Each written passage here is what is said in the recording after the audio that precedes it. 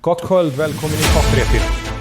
Bandarískur ferðamaður hefur lagt fram kæru á hendur ísbúð í Skeifunni eftir að starfsmaður búðarinnar reyndi að selja honum frosinn saur í glasi.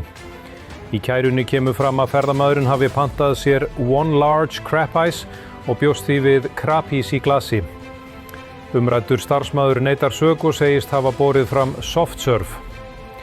Samkvæmt nýrri stefnu menntamálaráðuneytisins mun námsárangur í grunnskólum framvegis ráðast af orku nemandans og hvort kennarinn fíli stemminguna. Samræmt próf verða framvegis unnin sem hópverkefni en til að hvetja nemendur til dáða verður einungis einum úr hópnum leyft að lifa áfram. Við færum okkur yfir í rafíþróttirnar. Keppandi í League of Legends var í dag handtekinn fyrir að eiga í félagslegum samskiptum oftar en tvisvar á einum sólarhring. Samkvæmt lögreglu var honum þó fljótlega sleppt úr haldi þar sem hann reyndist bara hafa pantað pítsu í gegnum app.